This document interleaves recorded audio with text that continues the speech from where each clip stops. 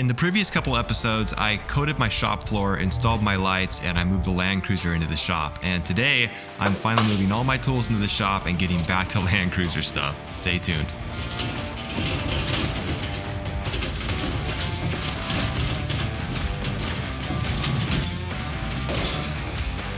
Oh no.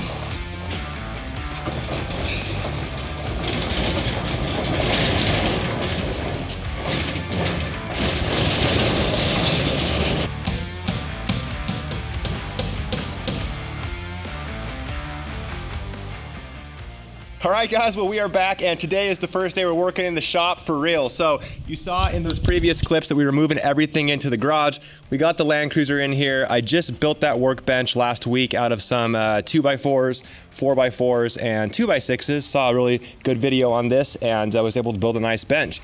We got the toolbox in the garage and a whole bunch of random junk that we're gonna have to organize in the future, get some shelving units throughout this entire shop. But the point of today's video is the Land Cruiser. We're gonna be tearing apart the axles, ripping out the rear third, ripping out the front third, and potentially tearing apart the knuckles and steering and getting everything basically revamped with the front end, because I know that it's been neglected its entire life. So normally on these full float axles, you don't have to take off the wheels to pull out the axle shaft, but if I take you to the other side, take a look at the center bore of these wheels. We don't have a lot of clearance. You can barely even get to those nuts. So I don't think we're gonna be able to slide this out past these Icon rebounds. So we're gonna pop off the rear wheels, pop out that rear third first because it's easier, and then make our way to the front.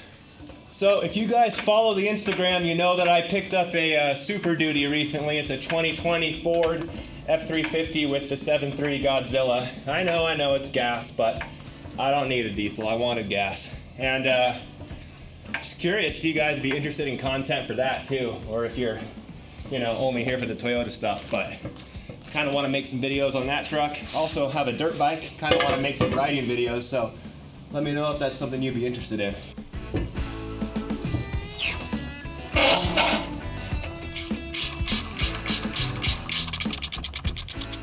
It turns out that there actually was enough clearance to pull out the axle shafts without removing my wheels and tires, but as you can see, these things are really crusty and rusty, and it required a lot more effort than usual to get the cone washers to pop out of the hub. So normally you just hit the end of that stud with either a brass drift and a hammer or a brass hammer or something like that to kind of pop those cone washers out. But with this, I'm more than likely going to be replacing all of those studs, washers, and nuts because I did have to damage a couple to get them out, even using the brass hammer or a brass drift, because eventually I just pulled out the BFH and removed them forcefully, and at least 7 of those studs were damaged, so I might as well just replace all of them for peace of mind.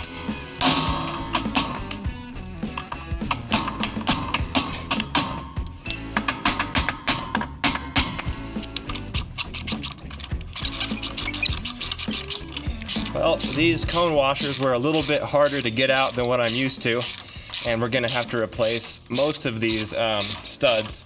That's all right, I wanted to replace them anyway, but normally if you hit these with like a brass punch or a drift and a hammer, it just kind of shocks those cones right out.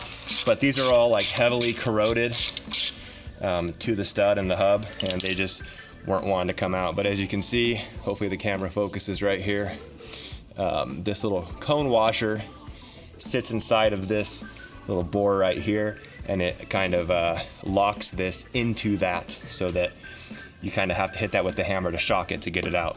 So we're gonna add these to the parts list of things we have to replace, but as I said, no big deal. I wouldn't want to leave these in there anyway.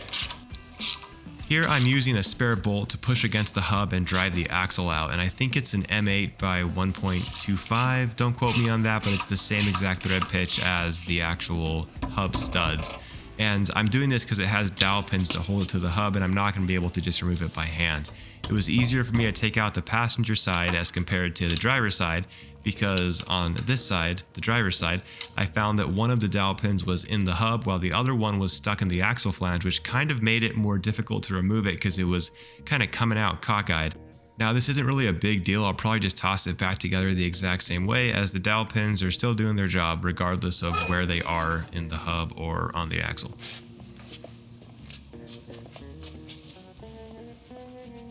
we want to make sure that we can remove the fill bolt on this differential before we remove the drain, of course. So that's what I'm doing right now. And they look to be good. So now I'm going to go ahead and drain the gear oil out of this third, and then I'll get started on disconnecting the drive shaft and all the bolts around the carrier, and then drop this thing out. I recently changed this fluid, so I think it's going to be fine, but I guess we will see. Yeah, it looks brand new. Look at that. It's barely even used. As I said, I swapped this out probably 200 miles ago, if that, so we're working with basically fresh gear oil.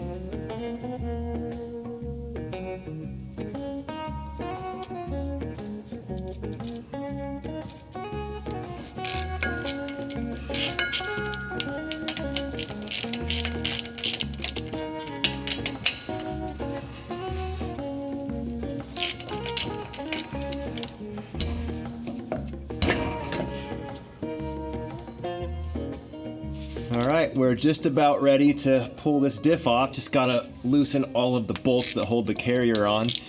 And I have a feeling people might wonder why I don't use power tools. I do, I don't like to use them on things that are kind of delicate. And I mean, even though this is a big, bulky, heavy differential, I put it in the same category as like building an engine. You are working with very tight tolerances and parts that need to remain clean and intact. And I just don't like the idea of using either air tools or battery operated power tools on this kind of install. So that's why I don't use power tools on this kind of stuff. But I mean, everything else, yeah, sure. I just like to take my time when I'm working with, you know, things that are precisely engineered, and that's my reasoning. Plus my impact is all the way in the house, and I don't want to go that far to get it, so maybe that's the real reason why. Because honestly, after I crack these things loose, I don't really see the harm in using a power tool on it.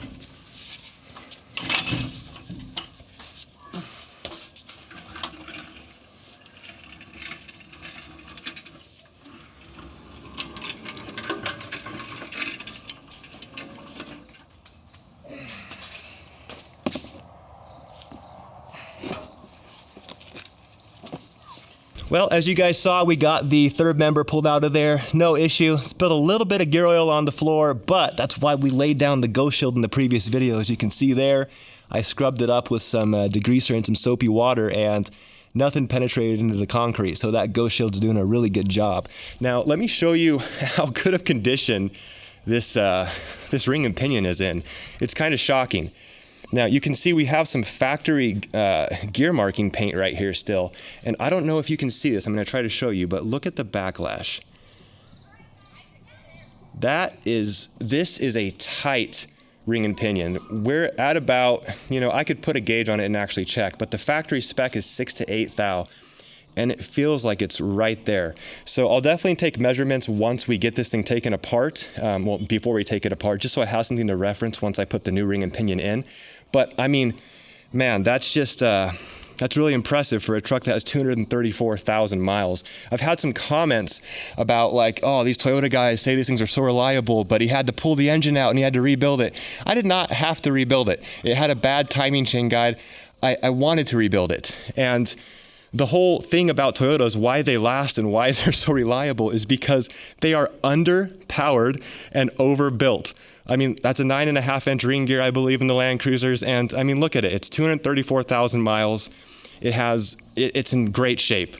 And that's not to say that Toyotas are the only, good vehicle on the road. I'm a car guy at heart. While I happen to be building a Toyota right now, I like all cars. I drive a 2016 Camaro, I have a 2020 Ford F-350, and I have my Land Cruiser. And, the Land Cruiser is the oldest one, and I'm sure if I tore the other cars apart, they would be in good shape too. But the point I'm making is that Toyotas have a formula where they're underpowered, they're overbuilt, and then they refine that over the course of like 10, 15 years. It's why the 4Runner has been the same since like 2012, and the Tacoma just recently changed, and they'll probably stick with that for like a decade. And it's a thing that they do where they refine their process and they get things to be very reliable because it's not changing.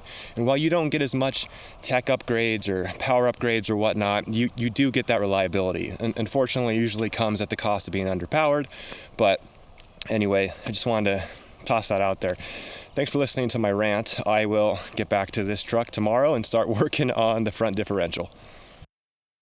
Well, it's the next day and we're about to head out to the shop and get started on the Land Cruiser again. And I guess I just wanted to talk about why the posting this year has been a little bit less than previous years. And man, I'm just busy. Got a lot of stuff to do with the house, have a lot of projects, and we'll talk about it right now just for a second. So as many of you know, we moved to this house last March from California, and it's a really nice place. It's fun to live here and everything, but man, we've had to fix a lot of stuff with the house since we got here. Within the first 24 hours, we noticed that the shower pan was sloped away from the drain. So we had to, start using a different shower because all the water was pooling in the corner. And that's something we just got to this past couple of weeks, was redoing that shower. So I demoed the whole thing and I just don't have time, so we paid someone to come out here and finish that. So that's been taking up a lot of my time. Hi, dude. And I'm sitting in an area right now where I'm building a fire pit for us, and that's taking up a lot of time. And then we have a recurring moisture issue in this house where the roof leaks, and there's just things that were hidden. So a lot of drywall repairs and a lot of other repairs with flashing and gutters and everything else. So I mean, all of that on top of I work at a place that keeps me busy. We'll just say that. So traveling, home repairs, work, and just haven't been able to get into the garage or the shop now to work on that Land Cruiser as much as I wanted to, but hopefully it starts picking up. I'm posting as much as I can. I don't really think anyone's out there waiting for new videos, but I just want to let you guys know why I'm posting a little bit less this year than last year and the year before. Oh, and we got a dog, which that takes up a ton of time too. As anyone that owns a dog knows, this guy keeps us very, very busy. So today we're going to be working on the front end of the Land Cruiser. As you can see, I already took off the wheels and tires off camera, and basically we're just going to be tearing this thing down today. Don't know how far we're going to take it, but I'm definitely going to get the third member out at a minimum. In a future video, we're going to be rebuilding everything inside the axle because we're already here. This has definitely been here for about 234,000 miles, the life of the truck. I'm sure it's never been serviced, and we're going to get everything in here brand new and fresh. And when I was putting this thing on these jack stands, it really made me wish that I had my 2-post lift, because I mean, it's not like that's hard to do or anything. It's just I hate going under vehicles that are on jack stands, and that's a safe way to do it. We have the 12-ton ones on the frame, we have the 3-ton ones down there just supporting the axle from drooping too low. So no issue how this is set up. I just personally would rather be standing, not on my back, under a vehicle that's on a lift. So once power's in here and that lift is in here, things are gonna be a hell of a lot easier. But for right now, this is what we're dealing with, and we're gonna have to start tearing this thing apart here on the ground. So let's get to it. Well, we're about 1 second into this job, and I already noticed how bad of shape these rotors are in. It looks like the pads are new, so it's interesting to me that the rotors are so grooved and worn. I'm assuming maybe a previous shop that worked on it, or the PO or something, just tossed on new pads and kept the old rotors. I don't know what else would explain why these are grooved and the pads are new. So that must have been what they did here. And it's kind of weird to me that this front diff has such dirty oil as compared to the rear diff. The front diff oil is new, just like it was in the rear diff, but the front diff has a pretty bad leak from the pinion seal. But I don't think that would cause the oil to look like this. So I'm assuming there might be something bad with a bearing or some other, metal on metal wear that's going on within this front diff. And I guess we'll see once we get it all torn apart.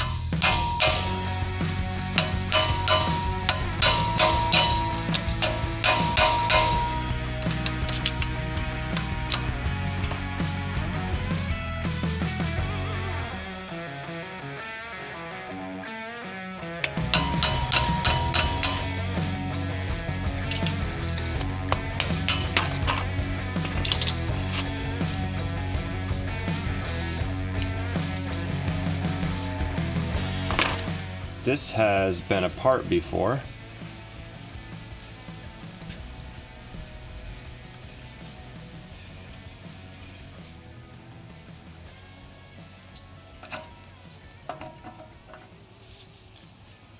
So the teardown of the front so far is going a little bit smoother than the teardown of the rear, probably because everything leaks and it's all crusty. I already took apart the whole passenger side. So, but as we saw there, we have a bent snap ring. I don't know that can get bent just on its own. I have a feeling maybe someone's been in here before. But anyway, this is how I keep everything organized. So we're just, we have the nuts that hold on the rear third member, the rear drive shaft, spindles, caliper mounts on both sides, passenger front hub hardware, front hub for driver hardware. And as we start taking things apart, we'll just keep things more organized as we continue.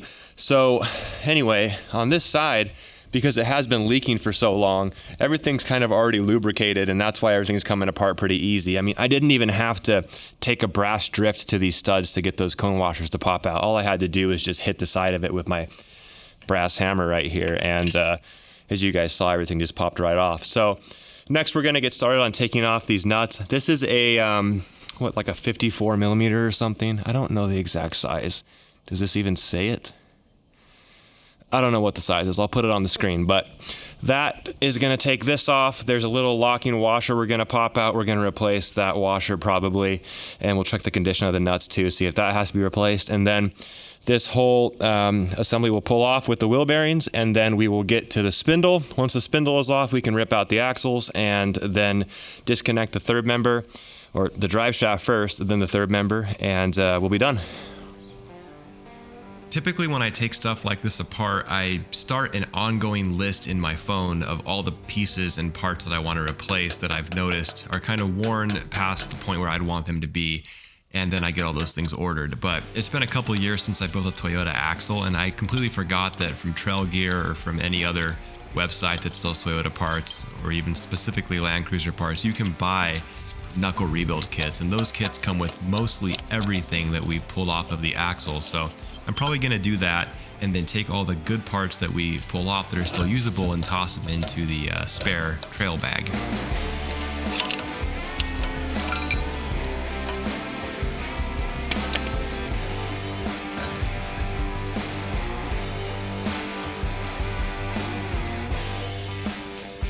So this is just more evidence that this has been worked on before. When I was taking off the hub and rotor, I noticed that there was different grease on this side as compared to the other side. And that, combined with the bent snap ring, leads me to believe that this has been attempted to be serviced in the past. Now, I don't know what they needed to fix, or if something broke, or if they were just doing routine maintenance, but I mean, this is expected. The truck has over 200,000 miles, but it's just something I need to be aware of as I take the axle apart, looking for anything else that might stand out.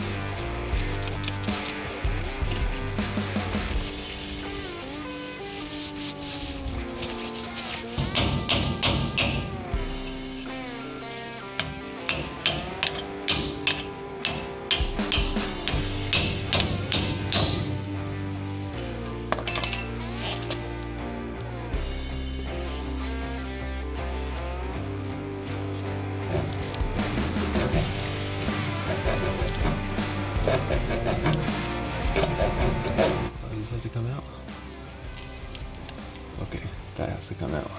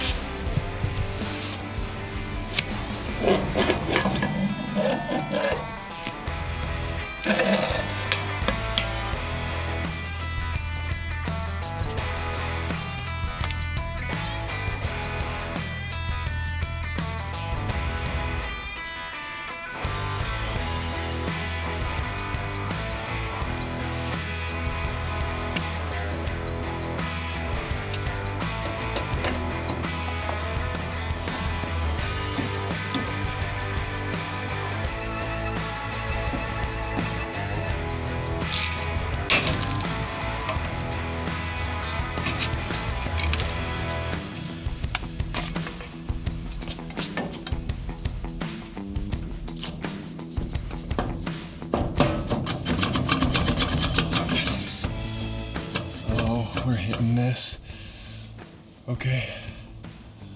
How do I get that out of the way? There we go. Got it.